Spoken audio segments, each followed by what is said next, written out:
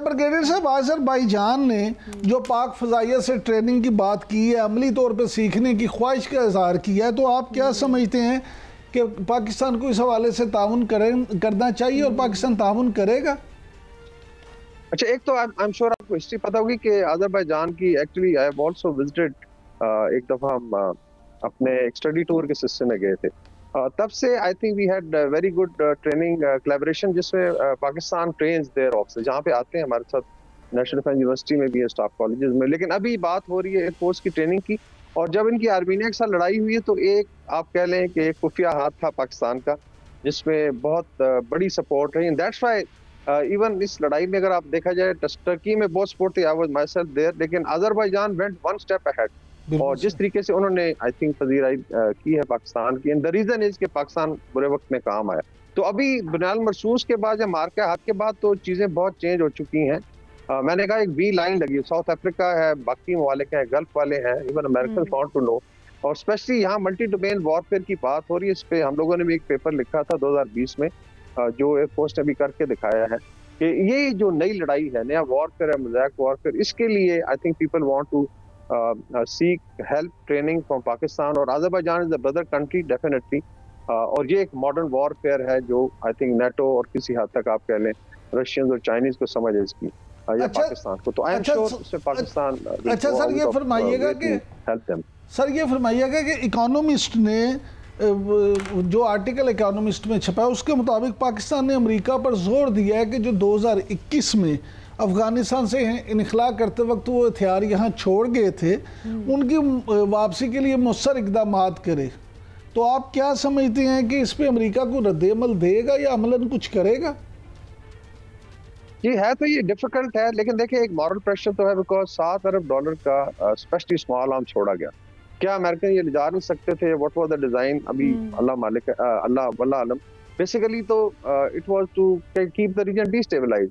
और उसके बाद ऐसा प्रोलिफरेट हुआ है कि चाहे ईरान हो, सेंट्रल एशिया हो, पाकिस्तान में तो बहुत ज्यादा टारगेटिंग होती है। वो सारा असला जो है अमेरिकन इस्तेमाल हो रहा है, और उसमें डेफिनेटली जो ओनर्स है अमेरिकन गवर्नमेंट पे है। और अभी जो आपने देखा है कि काउंटर टेररिज्म पे जो कोऑपरेशन हो रही है, उसके अंदर प्रॉब्ली इस तरफ चीजें जा सकती हैं। अमेरिकन का अभी भी एक लीवरेज है वहाँ तालिबान के साथ, क्योंकि अभी भी सबसे बड़ी फाइनेंशियल एड वहीं से आती है। तो इस सिलसिले में आई थिंक कम अज कम जो कंट्रोल है वहाँ पे कि प्रोलिफरेशन ना हो, उस हद तक कोऑपरेशन की जा सकती है। बट लेट्स सी कि कितना प्रेशर तालिबान पे डाला है। बड़ी चीज ये है कि जो पाकिस्तान, चाइना और अफगानिस्तान की अभी बीट हुई है काबुल में, that is I think significant, जो मेन आई थिंक फैक्टर बनेगा for controlling terrorism in Pakistan and also bringing Afghanistan to mainstream. और आई थिंक तालिबान को भी समझ आ गई है कि इस तरीके से नहीं चला जा सकता। बहरहाल जो उनके आई थिंक लूज एलिमेंट्स हैं, चाहे वो फितना और हिंदुस्तान है, दहशतगर्दी को पहले तो एलिमिनेट करना फिर से बहुत जरूरी है, चाहे ताकि सीपैक पर भी तभी काम किया जा सकता है। अच्छा, अमेरिकी अखबार वाशिंगटन टाइम्स ने पाकिस्तान के फील्ड मार्शल आसिम मुनीर को मर्दे आहन करार देते हुए लिखा है कि अमेरिका के साथ पाकिस्तान के स्ट्रेटेजिक ताल्लुकात जनूबी एशिया के सियासी और सिक्योरिटी के हवाले से एक बासर शख्सियत के तौर पर देखा जा रहा है आसिम मुनीर साहब को। और ये भी कहा जा रहा है कि जनूबी एशिया में अमेरिकी सदर ट्रंप के नए स्ट्रेटेजिक पार्टनर बन सकते हैं। इस पर आपकी क्या राय है?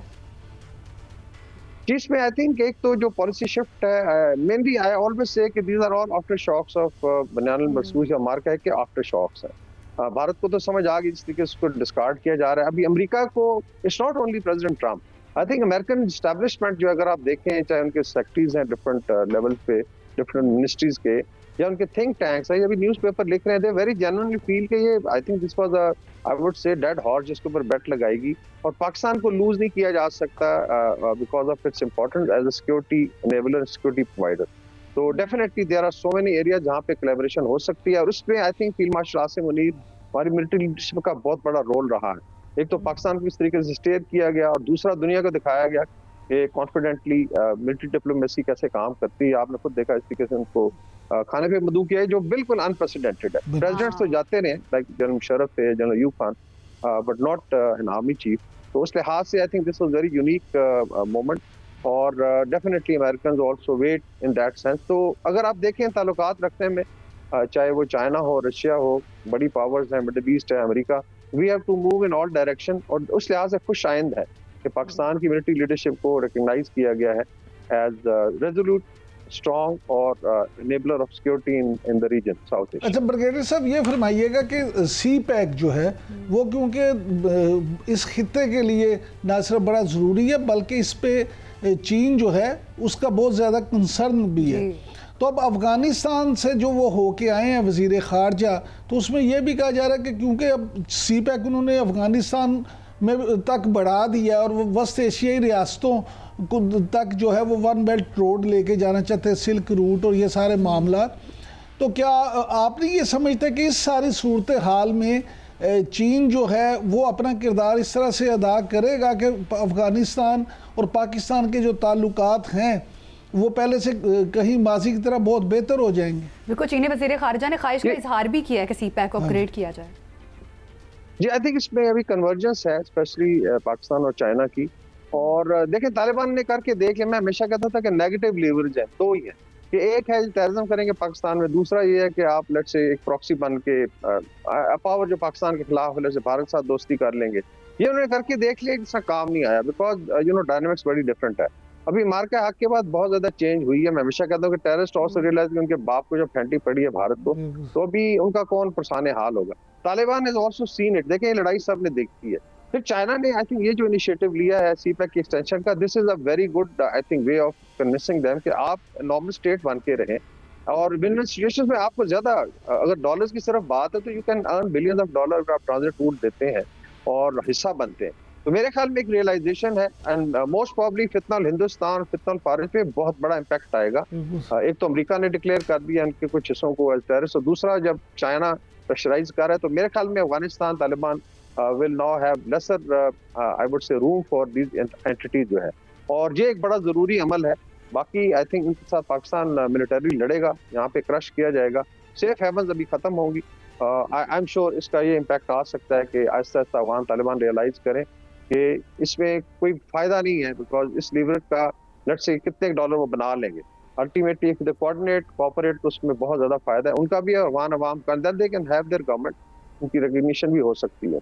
अच्छा ब्रिगेडियर साहब, अब ये खबरें भी आ रही हैं कि मार्को रूबियो जो हैं अमेरिकी वज़ीर ख़ारजा, उनका दौरा पाकिस्तान भी मुतवक्को है। हाँ। और पाकिस्तान और अमेरिका के जो मामला हैं वो भी मज़ीद बेहतरी की तरफ जा रहे हैं।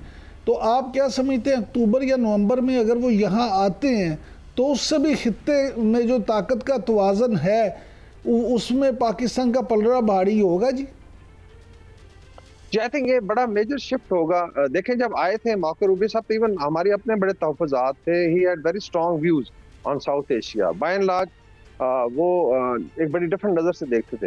और अभी आपने देखा है कि जब प्रेसिडेंट ट्रंप ने अपनी पॉलिसी शिफ्ट की and then US establishment is also helping, तो उसमें अगर इसका डिस्प्ले करना है तो इसका मतलब है कि एक हाई रैंकिंग विजिट होना चाहिए। और उसमें अगर वो आते हैं तो this will be a bombshell for India end of course it will show American commitment है रीजन में कि ये सिर्फ ज़बानी कलामी नहीं है कि अगर लेट्स से ट्रंप साहब ने ट्वीट कर दिया है या लेट्स से बात कर दी है या स्टेटमेंट्स आ गए।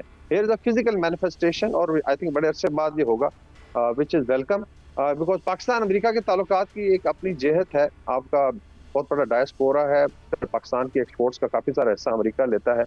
और डेफिनेटली वी लाइक कि हमारे बच्चे जो है साइंस एंड टेक्नोलॉजी के लिए वहाँ की यूनिवर्सिटियों का इस्तेफादा करें और एक रिलेशनशिप बढ़े। और किस ज़माने में बड़ी अच्छी रिलेशनशिप रही है, लेकिन I think this will be more to show India also कि हियर वी आर। और जे अभी लेट्स से एलाई है। बिल्कुल, पाकिस्तान अमेरिका की रिलेशनशिप जो है वो काफी हद तक मजबूत दिखाई दे रही है।